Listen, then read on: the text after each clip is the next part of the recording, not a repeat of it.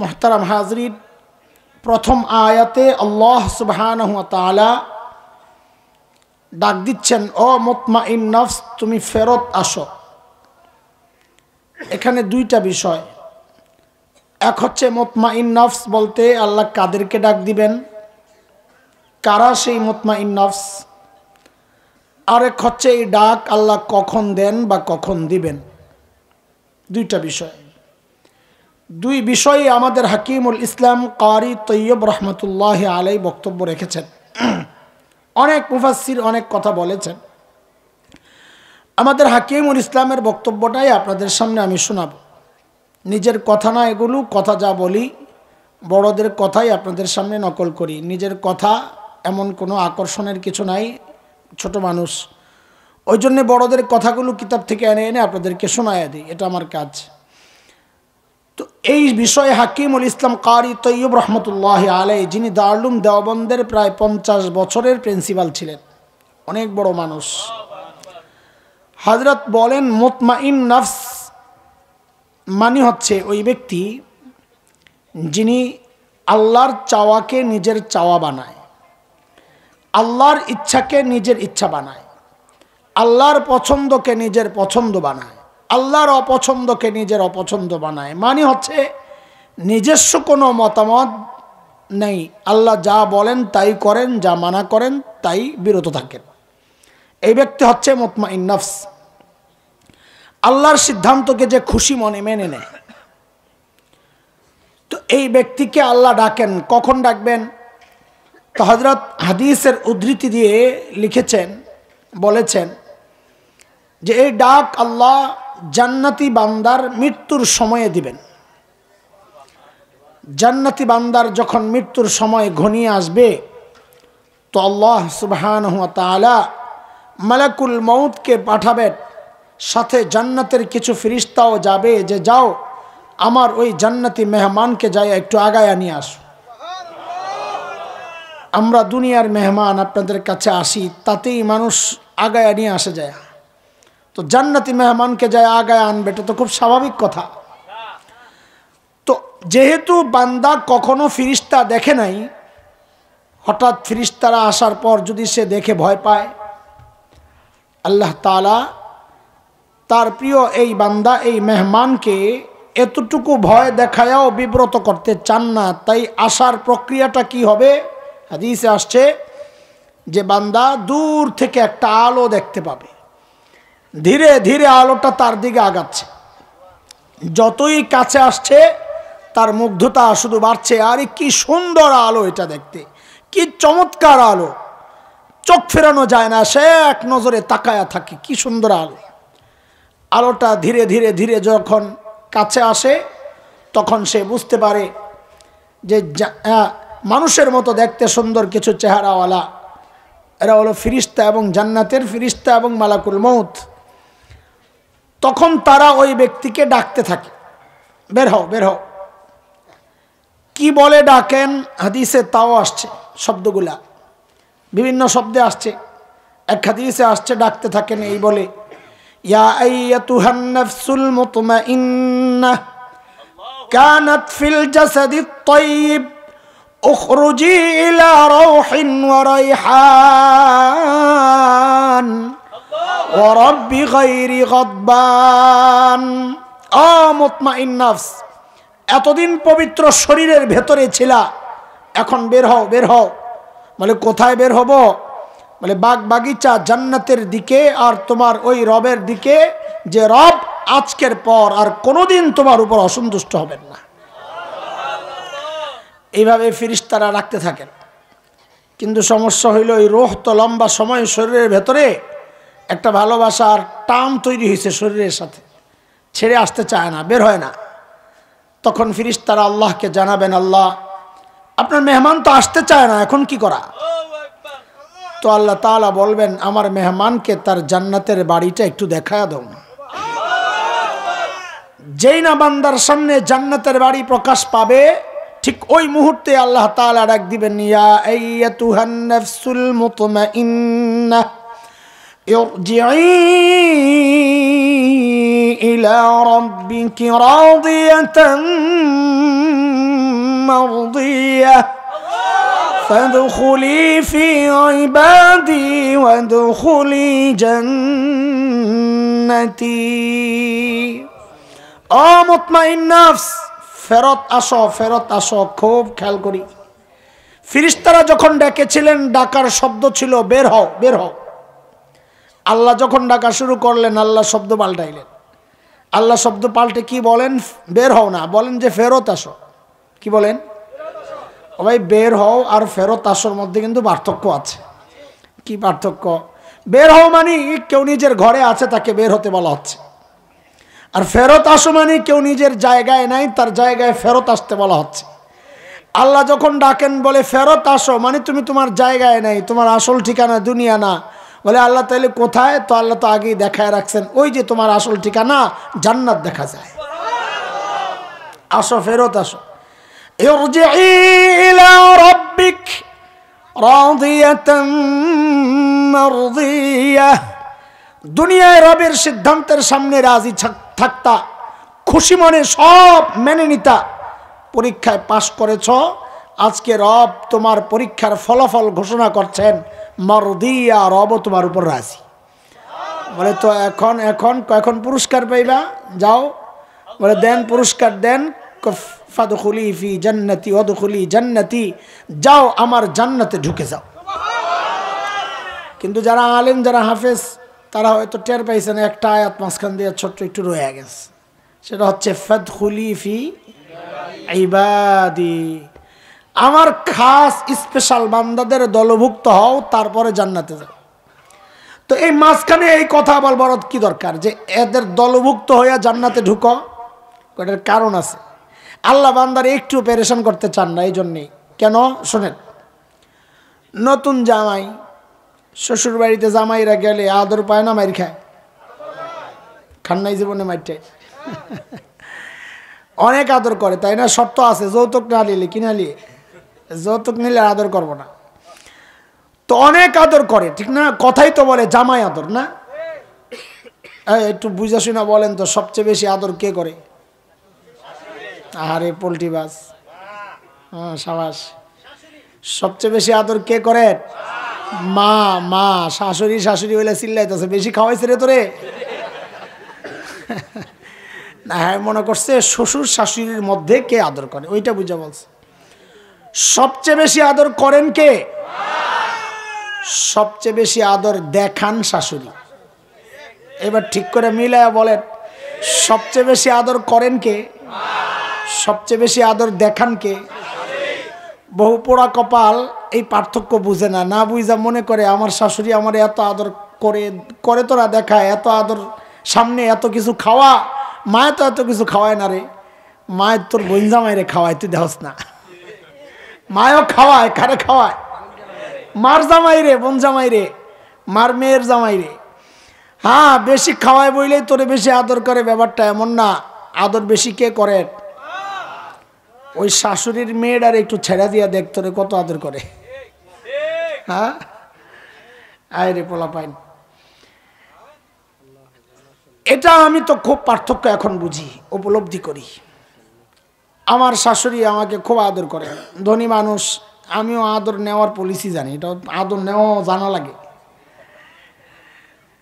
তো খুব আদর করেন বাচ্চারা মাঝে মধ্যে নানা বাড়িতে যখন যায় ঢাকাতেই তো মাহফিল শেষে আর নিজের ঘরে যাই না একা কি করতে যাব শ্বশুর বাড়িতে চলে যাই তো যায়া কি পাই শ্বশুর ঘুমায় শাশুড়ি ঘুমায় বউ বাচ্চা সব ঘুম আমি এতিমের মতন ঢুকি অসহায়ের মতো যায় ঘুমায় পড়ি কিন্তু মা যখন জীবিত ছিলেন আহারে যখন ঘরে ফিরতাম তো কি দেখতাম 9 তলা ঘর বাসা তো সামনের যে গলি ওই গলি লম্বা গলি আমার বাসার সামনে গাড়ি যখন ওই গলিতে ঢুকে গভীর রাত অথবা মধ্যরাত অথবা শেষ রাত মাঝে মধ্যে ইচ্ছা করে দেখতাম যে কি অবস্থা দেখি তো জানালার পাশে মাথাটা নিয়ে ওই 9 তলার দিকে তাকাইলে দেখতাম আরে জানালার পাশে মাঝে মধ্যেই দেখতাম পর্দা ফাঁক করে একটা মাথা বের করে রাখছে নিচের দিকে ঘরে যখন ঢুকতাম ঢুকে কি দেখতাম বউ ঘুমায়, বাচ্চারা ঘুমায়, একজন মানুষ শুধু সজাগ, পায়চারি করছে তসবিহ হাতে, কখনো সেজদায় পাই যায়া, কখনো দোয়ায় পাইতাম। তো মাঝে মধ্যে যাইয়া জড়ায়া ধরতাম, যায়া ওই যে ভঙ্গিমা জানি তো আদর নেওয়ার, মাঝে মধ্যে যায়া জড়ায়া ধরতাম, যায় জিজ্ঞেস করতাম, মা ঘুমান না? তো কি বলতেন, বাবা বাহিরে যতক্ষণ থাকো ঘুম তো আমার আসে না, ঘুম তো আসে না। এর নাম তো মা, এর নাম কি? আহারে, যারা নাই সে জানে এটা কি নেয়ামত হারাইছে। আর তো যাদের আছে, যারা জান্নাত বানাইতে পারতেছো না, তোমার মতো পোড়া কপালে দুনিয়ায় নাই। আমার মা যখন মারা যান, তো আমি তো আলহামদুলিল্লাহ, বাবা যখন মারা গেছেন সবাইকে সান্ত্বনা দিছি। মা যখন মারা যান তখন আমি খুব বেশি ভেঙে পড়ছি। তো আমার বড় বোন আমাকে বলে, ভাই তুমি একটু ধৈর্য না ধরলে, তোমার চোখে পানি দেখলে সবগুলো মরে যাবে। তা আমি বলি, বোন কি করবো, আমি তো সইতে পারতেছি না, মা মারা গেছেন এই জন্যে না, চলে যাবেন, এটা সিস্টেম আল্লাহ তাআলার। কষ্ট তো লাগেই, কিন্তু এইভাবে কান্নার মতো অবস্থায় নাই। আমি কাঁদতেছি অন্য কারণে, যাহারে একটু মুসিবতে পড়লে, বিপদে পড়লে, একটু সমস্যা দেখলে দৌড়াই আসতাম, আয়সা বলতাম, মা একটু হাত উঠান না। এখন বিপদে পড়লে কারে আয়সা বলবো যে একটু হাত উঠাইয়া ডাইরেক্ট কিছু আইনা দাও আমার জন্য? কাকে বলবো, আমার জায়গা তো শেষ। আয় হায় হায়। যাই হোক, এটা ভিন্ন কথা দোস্ত। যে কথাটা বলছিলাম, শ্বশুর বাড়িতে নতুন জামাইকে অনেক আদর করে, কথাই বলে জামাই আদর। তারপরেও নতুন জামাই যখন শ্বশুর বাড়ি যায় তো একটা আনইজি ফিল করে, কেমন কেমন লাগে। তো ছোট্ট ভাইটাই একটারের সাথে নিয়ে নেয়, কাজিন, খালাতো, মামাতো, ফুফাতো, দেখেন আদর করবে, তারপরও সাথে কাউকে নিয়ে নেয়। আল্লাহ তাআলা যখন বান্দাকে বলবেন যাও জান্নাতে ঢুকো, যদি বান্দা ভয় পায় যে এত বিশাল জান্নাতে একা একা কেমনি কি, তো আল্লাহ তাআলা ওই ভয়টুকুও বান্দাকে দিতে চান না। তো আল্লাহ বলেন, বান্দা তুমি একা না, তো আমার আরো স্পেশাল বান্দারা আছে, ফাদখুলি ফি ইবাদি, যাও তুমি তাদের দলভুক্ত হও এবং সবাই মিলে একসাথে জান্নাতে ঢুকে যাও। ও ভাই শুনেন, বয়ান তো সারা বিকাল থেকে শুনতেছেন, জীবন তো চলছে একরকম, জীবনের টার্গেট ঠিক করেন দোস্ত, জীবনের টার্গেট ঠিক করেন। এমপি হবেন, চেয়ারম্যান হবেন, মেম্বার হবেন, বড় বাড়িওয়ালা হবেন, বড় মাদ্রাসাওয়ালা হবেন, হ্যাঁ, ছেলেকে ডাক্তার বানাবেন, ইঞ্জিনিয়ার বানাবেন, ইউরোপ পাঠাবেন, এই তো আপনাদের জীবনের টার্গেট, আমাদের জীবনের টার্গেট না দোস্ত। ইমানদারের জীবনের টার্গেট তো এইটাই হওয়া দরকার, একমাত্র এইটাই করা দরকার যে আমার মৃত্যু যেন হয় ওই অবস্থায় যে মৃত্যুর সময় আমার মালিক ডেকে বলেন, ও বান্দা আমি তোর উপর রাজি। এটাই জীবনের টার্গেট হওয়া দরকার। দেখেন, আমার নিজের কথা বলতেছি, একসময় খুব দোয়া করতাম আল্লাহর কাছে, আল্লাহ সিজদা অবস্থায় মৃত্যু দিও, আল্লাহ আল্লাহ তোমার কালামের তিলাওয়াত করা অবস্থায় মৃত্যু দিও, আল্লাহ তোমার ঘরের তওয়াফ করা অবস্থায় মৃত্যু দিও, আল্লাহ জিহাদের ময়দানে এমন মৃত্যু দিও যে আমার লাশটা খুঁজে না পাওয়া যায়, ছড়ায়া ছিটায়া ছিন্ন বিচ্ছিন্ন টুকরা টুকরা হয়ে গোটা ময়দানে ছড়ায়া ছিটায়া থাকবে, আল্লাহ ওই মৃত্যু দিও। এভাবে খুব দোয়া করছি, করতাম। কাবার গিলাফ ধরে কত কান্না, আমি কানছি, খাটো মানুষ, লাগ পাই না, কাবার দরজার চৌকাটে লাফাইয়া ধইরা ঝুইলা ঝুইলা কত চিৎকার যে আমি করছি এই দোয়াগুলা পড়া। হঠাৎ একদিন মাথায় আসলো, আরে দোয়া যা করতেছি ঠিক আছে কিনা, না একটু ঘুরাইয়া করা দরকার। কেন মাথায় আসছে, আমার চিন্তা এটা ভুলও হইতে পারে, সেটা হচ্ছে আল্লাহ আমার দোয়া হয়তো কবুল করলেন, আমার দোয়া কবুল করে আল্লাহ তাআলা আমাকে সেজদা অবস্থাতেই মৃত্যু দিলেন, মেনে নিলাম। কিন্তু আমি সেজদা অবস্থায় মৃত্যুবরণ করলাম, কিন্তু আল্লাহ আমার উপর রাজি না, তো এই সেজদার কি দাম? তিলাওয়াত আর তওয়াফ অবস্থায় মৃত্যুবরণ করলাম, কিন্তু আল্লাহ রাজি না, তো এই তিলাওয়াত আর তওয়াফের কি দাম বলেন? বরং আমি ঘুমাইতে ঘুমাইতে মৃত্যুবরণ করলাম, কিন্তু আমার মালিক আমার উপর রাজি, তো আমি তো জান্নাতি। আমি খেতে খেতে মৃত্যুবরণ করলাম, আমার মালিক আমার উপর রাজি, তো আমি তো জান্নাতি। এই জন্য দোস্ত টার্গেট হওয়া দরকার এইটাই, যে আমাদের মৃত্যু যেন হয় ওই অবস্থায় যে আমার মালিক ডেকে বলেন, ও বান্দা আমি তোর উপর চাই। তোই মৃত্যু নাকি চাই সবাই? কে কে চাই দেখি? আল্লাহু আকবার, আল্লাহ, মাশাআল্লাহ মাশাআল্লাহ। সবারই জীবনের টার্গেট এটা করেন, চাই আমরা। কিন্তু দোস্ত একটা কথা আছে, আমি আর আপনি চাইলেই হবে না, আল্লাহও চাওয়া লাগবে না। এক পক্ষের চাওয়া দিয়ে কাম শেষ। রাস্তায় ফকির একটা খুব লাফাইতেছে, খুশি আল্লাহ। আমাদের মাওলানা সাহেব দেখা কয়, কিরে পাগলা এত খুশি কেন? হুজুর মসজিদে থাকেন তো, আল্লাহর হস্তে খান টের তো পান না, খবর আছে। কি কই? এমপি সাহেবের মেয়েরে বিয়ে করতেছি। হুজুর বলে, এতদিন জানতাম পাগল, এখন দেখি পাগলেরও মাথা খারাপ। এত তাচ্ছিল্য করেন না, আল্লাহর হস্তে খান তো টের পান না। কাম অর্ধেক সেরে লেছি। আরে কি কয় কাম অর্ধেক সারছে? কি করছস তুই? তোকে আমি তো রাজি। বিয়ার জন্য কয়জনের রাজি লাগে? তো হ্যাঁ রাজি হইলে কাম অর্ধেক শেষ না? কত তো ঠিকই আছে, কিন্তু আসলটাই তো রয়ে গেছে। আমাদের অবস্থাও তাই। আমরা সবাই চাই যেন মৃত্যু এই অবস্থায় হয় যে আল্লাহ বলবেন বান্দা আমি রাজি। আরে আমি চাইলেই হবে না, আল্লাহও চাওয়া লাগে। তো এর জন্য কিছু করতে হবে না ফ্রিতে পাওয়া যায়? বলেন বলেন, কিছু করা লাগবে না ফ্রিতে পাওয়া যাবে? আমি কিন্তু এখনো আজকের বয়ানের আলোচ্য বিষয় ঠিক করি নাই। আলোচ্য বিষয় ঠিক করার জন্য এই কথাগুলো বলতেছি। এরপরে আলোচ্য বিষয় ঠিক করব ইনশাআল্লাহ। এরপরে ওই বিষয়কে সামনে রেখে কিছু কথা বলব। এটা কয়টা যে বাজে আমি জানি না। হ্যাঁ ডরেন না, ডরেন না, আমার শরীর ভালো না, 4-5 দিন ধরে জ্বর। এই জ্বর এখন দেখেন না, কথার বলি একরকম, জায়গা আর একরকম। ওই যে নেশা করে যারা, তারা ওই যে রাস্তায় চলে যখন যায় ড্রেনে পড়ে। তুই রাস্তাটা এইখানে ড্রেনে পড়োস কেন? এটা কারণ কি? কারণ হলো হ্যাঁ ড্রেনটা দেখে মাঝখানে, রাস্তারে দেখে সাইডে, মাথা দিয়ে চক্কর মারে না। এখন আমার এই জ্বরের কারণে আমার গলার অবস্থা হয়ে গেছে এরকম। আমি দেই একদিকে জায়গা আরেকদিকে। দোয়া করেন যেন আল্লাহ সহজ করে দেয়। আয় আল্লাহ। আমাদের আজকে এই মজলিস থেকে আমরা কিছু নিয়ে যেতে চাই ইনশাআল্লাহ। রাজি আছি না? একদম মুখস্থ করে যাব পড়াটা। এটা পড়া মনে করেন আজকে একটা ক্লাস ইনশাআল্লাহ। মনে করেন একটা ক্লাস 1 ঘন্টা, 1.25 ঘন্টা বা 1.5 ঘন্টা, যতক্ষণ করতে পারি আল্লাহ করান। মনে করেন এটা কি একটা, এই পড়াগুলো মুখস্থ করে বাড়ি নিয়ে যাব এবং আমল করা শুরু করব, প্র্যাকটিস ইনশাআল্লাহ। ইনশাআল্লাহ বলেন মাশাআল্লাহ।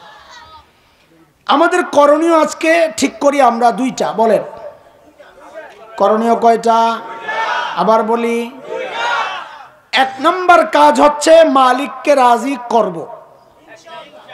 মালিককে রাজি করব। বলেন ইনশাআল্লাহ। পরে বলেন, আগে পড়াটা মুখস্থ করেন। বলেন মালিককে রাজি করব। মালিককে রাজি, এটা হচ্ছে 1 নম্বর কাজ। মালিককে রাজি করব কিভাবে? নেক আমলের মাধ্যমে, মালিকের হুকুম মানার মাধ্যমে। মালিককে রাজি করা, নামাজ পড়া, রোজা রাখা, সাদাকা, যাকাত, হ্যাঁ ভালো কাজ, এগুলোর মাধ্যমে মালিককে রাজি করব। মাছ ধরেছেন কখনো নদীতে? অভ্যাস আছে 2-1 চেহারাই তো কয় না। আচ্ছা শোনেন, শৈল মাছ ধরছেন কখনো? মাশাআল্লাহ, অনেক সোজা না শৈল মাছ ধরা? কঠিন। শৈল মাছ পানির নিচে, এটাকে ধরা যতটা কঠিন, পানির উপরে ওঠায়া ব্যাগ পর্যন্ত পৌঁছানো তার চেয়ে বেশি কঠিন। ঠিক আছে? একজনের শৈল মাছ একটারে ধরছে। শৈল মাছ তো মরার পরেও লাভ দেয়, ঠিক আছে না? ওটারে ধরছে শক্ত করে, পানির নিচ থেকে উপরে উঠাইয়া পাড়ের দিকে যায়, আস্তে আস্তে যায়। ওই লুঙ্গির পানি পড়া পার তো আস্তে আস্তে ভিজতেছে, তো ওটার মধ্যে পাড়া পড়ছে, ক্যাচ করে পড়ে গেছে। শৈল মাছ পানির নিচে ধরা যতটা কঠিন, উপরে ওঠাইয়া ব্যাগ পর্যন্ত নেওয়া আরো বেশি। এখন মাছ যেহেতু ছুটে গেছে, তো আফসোসটা লাগতেছে কেমন, আহারে এত কষ্ট করে ধরলাম, আচ্ছা বলেন তো, না ধরলে যে আফসোস লাগতো, ধরার পর যে ছুটে গেল আফসোস কম না বেশি? আল্লাহকে রাজি তো করলেন বা আমরা করলাম, কিন্তু রাজি রাখতে পারলাম না দোস্ত, তাইলে আমাদের হতাশা আরো বেশি হওয়া দরকার। এই জন্য আমাদের 2 নম্বর কাজ, আজকের প্রথম কাজ হচ্ছে মালিককে রাজি করা। 2 নম্বর কাজ হচ্ছে মালিককে রাজি রাখবো। বলেন কয় কাজ? মালিককে রাজি করব। 1 নম্বর মালিককে রাজি, 2 নম্বর মালিককে রাজি। বলেন 1 নম্বর মালিককে রাজি, 2 নম্বর মালিককে রাজি। মালিককে রাজি কিভাবে করব? নেক আমলের মাধ্যমে, ভালো কাজ করার মাধ্যমে। মালিককে রাজি কিভাবে রাখবো? বলেন মালিক নারাজ কিভাবে হন?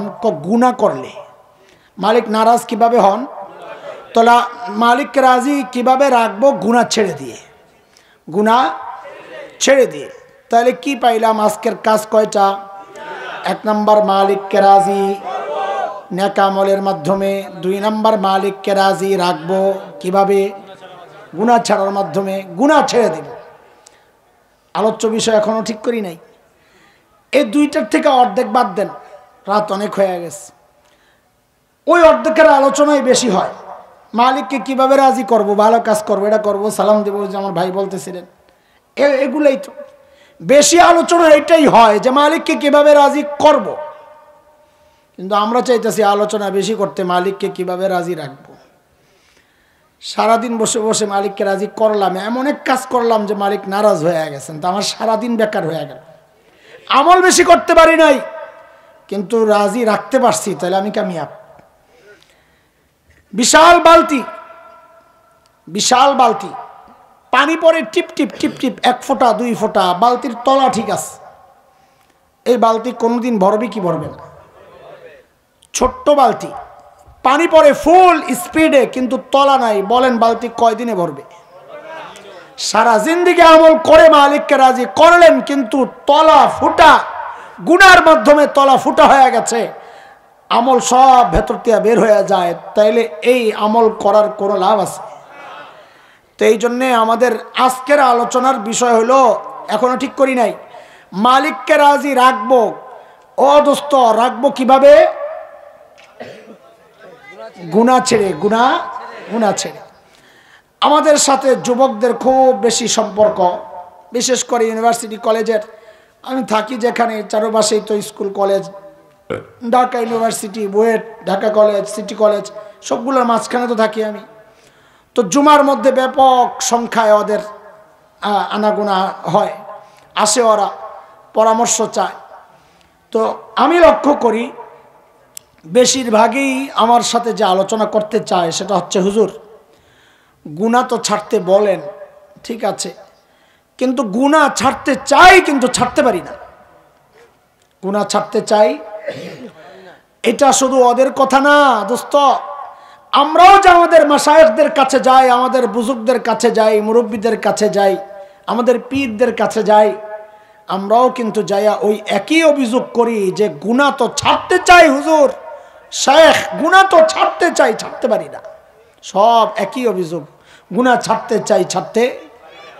এই জন্য আমাদের বড়রা আমাদেরকে যে কথাগুলো বলেন, আপনাদেরকে আমরা ওই কথাগুলো শোনাইতেছি। তারা কোরআন হাদিস ঘেঁটে ঘেঁটে কিছু সহজ রাস্তা বের করেছেন, যে তুমি এই পদ্ধতিতে চলো, এই নীতি আর এই চিন্তা লালন করো, ধারণ করো, তাইলে তুমি গুনাহ থেকে বাঁচা তোমার জন্য সহজ হয়ে যাবে। এই জন্য দোস্ত, এই যে আজকের আলোচ্য বিষয় ঠিক করতেছি এই মুহূর্তে, খেয়াল করেন, আজকের আলোচ্য বিষয় হচ্ছে গুনাহ ছাড়ার সহজ রাস্তা। বলেন আমার সাথে, এটা হচ্ছে আজকের কি আলোচ্য বিষয়। পেছনের পরাও আবার ভুললে হবে না, পেছনের সাথে আবার মিলান। গুনাহ ছাড়বো কেন? মালিককে রাজি রাখার জন্য। সাবাস, মালিককে রাজি রাখবো। মালিককে রাজি কেন রাখবো? যেন মৃত্যুর সময় মালিক ডেকে বলেন, ওরে বান্দা আমি তোর উপর রাজি। মনে থাকবে ইনশাআল্লাহ? পড়া মুখস্থ হয়েছে? আলহামদুলিল্লাহ। তাহলে আজকের আলোচ্য বিষয় কি দাঁড়াইলো বলেন? এতক্ষণ ধরে কি বুঝাইছি? মুরগি বানামো করলাম ভুল কইলে। গুনাহ ছাড়ার আজকের আলোচ্য বিষয় খেয়াল করে নাইলে কিন্তু মুরগি বানায় দেবো। আমার মুরগি বানানো অভ্যাস আছে, মোল্লা মানুষ। হ্যাঁ, গুনাহ ছাড়ার ক্লাস না মিঠা ওয়াজ না, ক্লাসে হালকা পাতলা কিছু শাস্তি। মনে রেখো, ঘুমাইলে দাঁড় করায় দেবো, পড়া না পারলে মুরগি বানায় দেবো। তবে মুরব্বীরা বাদ, এগুলো পোলাপান যেগুলো আছে, এগুলা গুড়াগাড়া যেগুলা। গুনাহ ছাড়ার সহজ রাস্তা আজকের আলোচ্য বিষয়।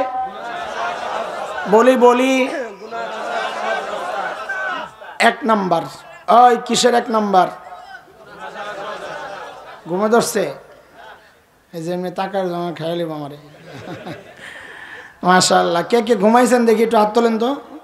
হ্যাঁ, 2-1 আছে, মাশাআল্লাহ। আচ্ছা ঠিক আছে, ঘুমায়েন না। 1 নাম্বার, ওই কথা বলেন, 1 নাম্বার কিসের 1 নাম্বার? আচ্ছা বুঝেন, এই যে এখানে বসে আছেন, গুনাহ করতেছেন, ছাইরা দিছেন যে কষ্ট লাগতেছে। ওহো, তাইলে বুঝা গেল এখানে কোনো কারণ আছে, যে কারণে গুনাহ তো আমরা ছেড়ে দিছি কিন্তু কষ্ট লাগে না। একটা কারণ তো আছে, নাইলে কেন গুনাহ ছাড়লাম অথচ কষ্ট লাগে না? ওই কারণটা খুঁজা বাইর করে তো বড়রা শিখাইয়া দিছেন। আর তুই কি বাইর করবি? তুই তো কবি মাইক। এই কারণ, এনে ক্যামেরা আছে এই জন্য ছেড়ে দিছি। বড়রা বলেন যে না, এই যে মজলিসে আমরা গুনাহ ছাড়ছি অথচ কষ্ট লাগছে না, কি কারণে? বলে নেককাররা যখন একসাথে থাকে তখন গুনাহ ছেড়ে দেওয়া সহজ হয়ে যায়। এই জন্য দোস্ত, আমাদের বড়রা বারবার তাকিদ দেন, রে আল্লাহর বান্দা, তুমি যত বড় মানুষ হও না কেন, একজন আল্লাহওয়ালার সাথে সম্পর্ক গড়ো, একজন হক্কানি পীরের সাথে সম্পর্ক গড়ো। নিজেকে যায়া ওই বড়র কাছে সঁপে দাও, হযরত আমার আত্মা একটু পরিশুদ্ধ করতে চাই, আল্লাহওয়ালা তার কাছে যায়া নিজের সমস্যাগুলো ব্যক্ত করো। ডাক্তারের কাছে শরীরের সমস্যা ব্যক্ত করলে যেমন ডাক্তার চিকিৎসা করে, একজন আল্লাহওয়ালার কাছে যায়া রোহের সমস্যাগুলো বললে আল্লাহওয়ালারাও রোহের চিকিৎসা করবেন। এরে দোস্ত, নেককারদের সঙ্গে চলবা, খারাপ বন্ধু ত্যাগ করবা। তুমি একটু খেয়াল করে দেখো, একটা উদাহরণ দেই, খেয়াল করে। এই বলেন তো, এই টুপিটা আল্লাহওয়ালা না আল্লাহওয়ালার পোশাক? বুঝা শুনা বলেন, আল্লাহওয়ালা না আল্লাহওয়ালার পোশাক? ওই যে পাগড়ি বানছে আমার ভাই, এই পাগড়িটা আল্লাহওয়ালা না আল্লাহওয়ালার পোশাক? এই যে আমার গায়ে জামা, লম্বা জুব্বা, এটা আল্লাহওয়ালা না আল্লাহওয়ালার পোশাক? এই বুঝছেন তো না? নিজে আল্লাহওয়ালা না তো, টুপি আল্লাহওয়ালা না আল্লাহওয়ালার পোশাক? পাগড়ি আল্লাহওয়ালা না আল্লাহওয়ালার পোশাক? জুব্বা আল্লাহওয়ালার? এই পাগড়ি পইরা, জুব্বা পইরা দেখছেনি কোনো সময় কেউ সিনেমা হল ঢুকতেছে? কেন? হেই করছি কি বেটা, এই জামা সিনেমা বাণিজ্য সব যাইব। হাই আল্লাহ, চিন্তা করছেন? আল্লাহওয়ালার পোশাকের সাথে আপনি লাগছেন খালি, তাতেই গুনাহ করা আপনার জন্য কঠিন হয়ে গেল দোস্ত। সরাসরি আল্লাহওয়ালার কাছে আসলে তো গুনাহ করা তো অসম্ভব হয়ে যাবে। তুমি খালি পোশাকের লগে লাগছো, কার সাথে? খালি পোশাকের সাথে খালি লাগছো, তাতেই গুনাহ করা কি হয়ে গেছে? কঠিন হয়ে গেছে। তাহলে আল্লাহওয়ালার কাছে গেলে গুনাহ করা কি হয়ে যাবে? অসম্ভব হয়ে যাবে। ওইটাই তো বলতে চাচ্ছি, যে গুনাহ থেকে যদি বাঁচতে চাও তো নেককারের সাথে থাকো, আল্লাহওয়ালার কাছে আসা যাওয়া করো। আল্লাহর কসম খায়া বলি, আমরা উপকৃত হয়েছি বলেই বলছি, আল্লাহর কসম খায়া বলি দোস্ত, তখন গুনাহ করা সহজ, গুনাহ ছাড়া সহজ হয়ে যাবে ইনশাআল্লাহ। বুঝে আসছে কথা? বুঝে আসতেছি না? হ্যাঁ, বাঙ্গা গলার কথার কি বুঝবেন? আলহামদুলিল্লাহ। 2 নাম্বার, কিসের 2 নাম্বার? মাশাআল্লাহ। এ দোস্ত, যত বিপদ দেখব, হোঁচট খায়া পড়ছি, আমি ভাববো এটা আমার গুনার ফসল। জ্বর হইছে, আমি ভাববো এটা আমার গুনার ফসল। ব্যবসা মন্দা, লস খাইতেছি, আমি ভাববো এটা আমার গুনার ফসল। সন্তান অসুস্থ, আমি ভাববো আমার গুনার ফসল। আমার সন্তান আমার কথা শুনে না, আমি ভাববো এটাও আমার গুনার ফসল। কেন? আমিও তো আমার মালিকের কথা শুনি না। আমার বউ আমার কথা শোনে না, আমি ভাববো এটা আমার গুনার ফসল। হ্যাঁ, বিপদ খালি গুনার কারণে আসে তা না, বিপদ আল্লাহ পরীক্ষার জন্যও দেন, কিন্তু আমি ওইটা ভাববো না, আমি ভাববো গুনার ফসল। কি আমি ভাববো? আমাদের সমস্যা কি জানেন, আমরা যখন দেখি বউ কথা শোনে না তো দৌড়ে আসি হুজুরের কাছে, হুজুর কি বউ কথা শোনে না, তা আমি কি করুন, তোর বউ কথা শোনে, এটা তাবিজ দেন না, কি লাগবো? সব কিছু আমরা চাই তাবিজ দিয়া কাম সারতে। আর তোমার কে এই বুদ্ধি দিল আল্লাহ জানে, সব কাম বুঝি তাবিজ দিয়া হয়? হ্যাঁ, অন্তর অন্তরে মোহাব্বত তৈরি করা, জোড়া লাগানো দোস্ত, এটা তাবিজের কাজ না। সব জিনিসের আলাদা জোড়া লাগানোর আলাদা তৃতীয় একটা বিষয় আছে, বুঝেন? এই যে কাপড়ে কাপড়ে জোড়া লাগছে কি দিয়া? সুতাই দিয়া, সুতা দিয়া, কি দিয়া? এটা লোহা দিয়া কাজ হবে। এই কাঠে কাঠে জোড়া লাগছে কি দিয়া? কাঠে কাঠে জোড়া লোহা লাগায়, আঠা লাগায়, এখানে সুতা কাজ হবে। ইটে ইটে জোড়া লাগছে কি দিয়া? বালু সিমেন্ট দিয়া, ওখানে সুতায় কাজ হবে। দিলে দিলে জোড়াও তোমার ওই তাবিজ দিয়া কাজ হবে না, ওইটার জন্য একটা আলাদা বিষয় আছে। কি সেটা? বলে আমি কি বলবো, ওই দিল যে আল্লাহ বানাইছেন তাকে জিজ্ঞেস করো। তো আল্লাহ জানায়া দিয়েছেন সূরা মারিয়ামের মধ্যে, ইন্নাল্লাযীনা আমানু ওয়া আমিলুস সালিহাত সায়াজআলু লাহুমুর রাহমানু উদ্দা। আল্লাহ বলেন বান্দা তোর ঈমান ঠিক কর, আমল ঠিক কর, দিলে দিলে মোহাব্বত আমি আল্লাহ তৈরি করে দিব। খেপে গেছে হুজুর, কি কইলেন এটা? আসলাম একটা তাবিজের জন্য, একটা তাবিজও দিবেন না আপনারা? লাগবো না আপনাকে মৌলবি তাবিজ? এখন তো আপনারা মাস্তানি করেন মাঝে মাঝে, জানাজা লাগবো না, জানাজা পড়ানো হুজুর গা, আমরাই পড়ানো, বলে না? আরে ভাই এটা তো আমরাও চাই, তুমি তোমার বাপের জানাজা পড়ো, মাঝখানে আমার কষ্ট করার দরকার কি? সব তুমি করো না, অসুবিধা নাই। তাবিজ দিবেন না? না দেবো না, যা। কয় লাগবো না, যান। কেন হঠাৎ করে গরম হয়ে গেলি যে? বউ যে জন্য রাগ হয়েছে আমি তো জানি, নতুন সিরিয়ালের শাড়িটা চাইছে, এই তো দিয়ালাম, যাক। আর তো আপনাকে মোল্লা কবিছে গরম না, যান। দরকার লাগলে শাশুড়িরে আরেকটা দেবো, 2 বছরের জন্য বুকিং, আর সেটবো না। আপনি আর আমি যে এই চিন্তা করতে পারি, এই খবর আল্লাহর আসেনি যে টাকা দিয়ে মন জয় করবেন, আল্লাহ জানেন না এটা? আল্লাহ এই জন্য জানাইয়া দিছেন, হয় তুই কয় টাকা খরচ করবি রে দিলে দিলে জোড়া লাগাইতে? কয় 60,000, আর কিছু কয় লাগলে 1 লাখ, কারো কয় 10 লাখ, আর দরকার লাগলে 1 কোটি খরচ করো। আল্লাহকে আমি একবারে জানাইয়া দিই, শোন, সারা দুনিয়াটাও যদি খরচ করস তো দিলে দিলে জোড়া লাগাইতে পারবি না, কারণ এটা টাকার কাজ না, এটা আমার কাজ। সূরা আনফালে আল্লাহ একদম স্পষ্ট সবগুলা কথা, আমি যা বলছি সবগুলা কথা আল্লাহ এক আয়াতে ঢুকায়া বলতেছেন, وَأَلَّفَ بَيْنَ قُلُوبِهِمْ لَوْ أَنفَقْتَ مَا فِي الْأَرْضِ جَمِيعًا مَا أَلَّفْتَ بَيْنَ قُلُوبِهِمْ وَلَكِنَّ اللَّهَ أَلَّفَ بَيْنَهُمْ إِنَّهُ عَزِيزٌ حَكِيمٌ। আল্লাহ বলে, যা বান্দা সারা দুনিয়াও যদি খরচ করস তুই দিলে দিলে জোড়া লাগাইতে পারবি না, কারণ এটা টাকার কাজ না। কার কাজ? দোস্ত, এই জন্যে যত বিপদ দেখবো আমি ভাববো এটা আমার কিসের ফসল?